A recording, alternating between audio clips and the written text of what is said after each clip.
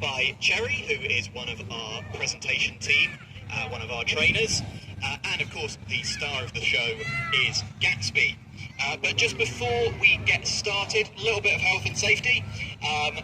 Please don't make any sudden movements or loud noises. If you need to get up and leave, just do so calmly and slowly, and that's absolutely fine.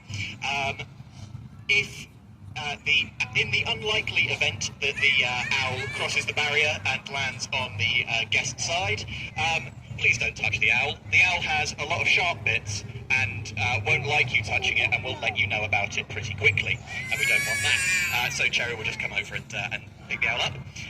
Also, another thing, you'll notice that Cherry is making some noises to demonstrate these behaviours. Please don't copy those noises.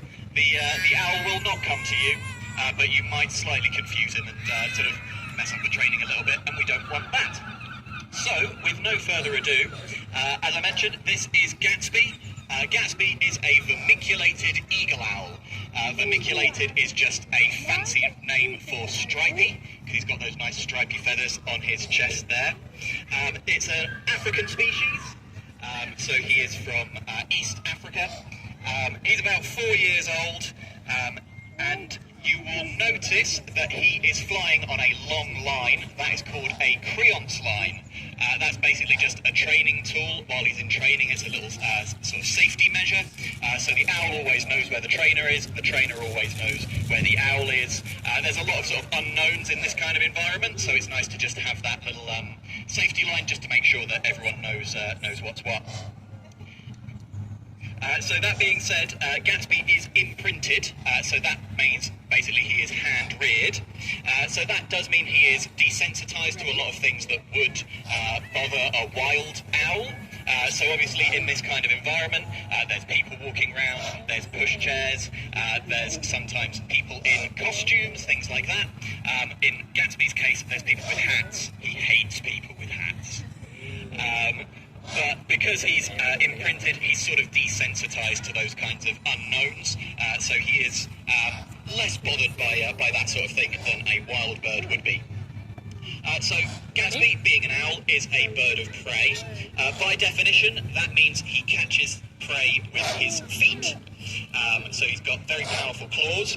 In Gatsby's case, the prey he might be going after is something like frogs and small mammals, up to something the size of perhaps a meerkat. That would sort of be the maximum size of something that he could take down. So quite big animals in comparison to his body size. And that is the reason that Cherry is wearing this rather fetching glove. That's not just a fashion accessory, that is to protect her hand from Gatsby's claws. He's got a fairly strong grip strength. He's got a grip strength of about 500 psi, that's pounds per square inch. To put that into perspective, a healthy male human has a grip strength of about 120 psi. So he has a grip strength about 4 or 5 times as powerful as anyone else sitting here today. So I'm here to sort of bust a couple of myths about owls while I'm doing this talk. So the first one is that all owls are nocturnal. So owls, the various species of owls have a variety of different activity schedules, and it's basically determined by what prey they're going after. So if an owl is hunting small rodents, which are mostly active at night, it will be mostly nocturnal. And there's a nice easy way you can tell when an owl is likely to be active, and that's by the colour of their eyes. So if you look at Gatsby's eyes, he's got these nice dark brown eyes, and you might think darkness, a bit like the night sky, and he is indeed nocturnal, he is active at night. Some other species of owls have orange eyes. That might make you think of sunrise or sunset, and they are crepuscular, which is a fancy word for saying they're active at dawn and dusk. And some owls have bright yellow eyes, bright yellow like the sun, and they are diurnal or active during the day. So they're not all nocturnal. It does just so happen that this one is, but not all of them are. Another myth that you might have heard is that owls can turn their heads all the way around 360 degrees. That's not quite true. They can't do the full 360. They can do 270 degrees, which is about 3/4 of the way round, which is certainly a lot more than I can do. I can just about manage 90 degrees if I haven't slept funny the night before.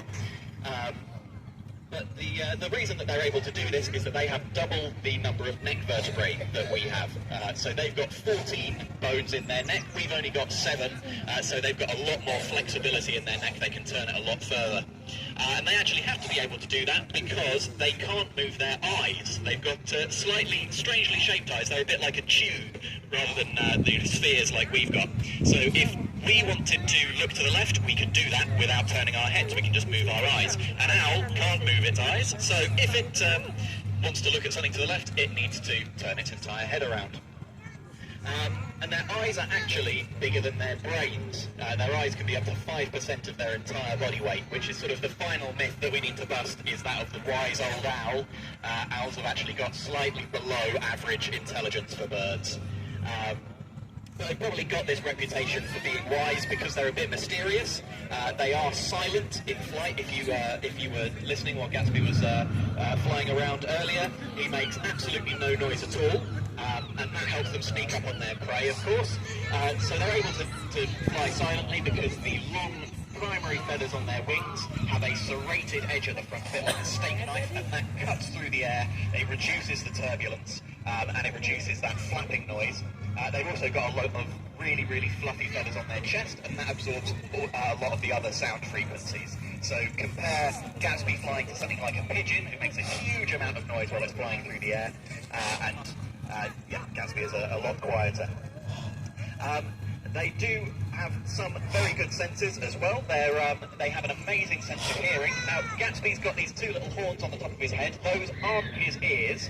Those are called plumicorns, which just means feather horn. And they basically just make him look a bit more impressive and help break up his outline to help him blend into trees and things like that while he's roosting. His actual ears are internal and they're on the sides of his head, and they're actually asymmetrical. So his left ear is a little bit bigger and a little bit higher than his right ear, and that means that he can really pinpoint where a sound is coming from, whether it's above, below, left, right. He can sense the difference in time it takes for that sound to travel to his ears, and he knows exactly where it's coming from.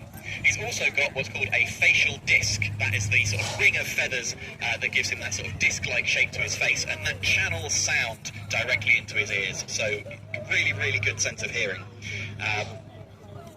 But he does need that good sense of hearing because he's got absolutely no sense of smell, and he's very long-sighted. So if an owl is ever looking at you really intently, chances are it's looking well past you into something interesting, quite a distance behind you.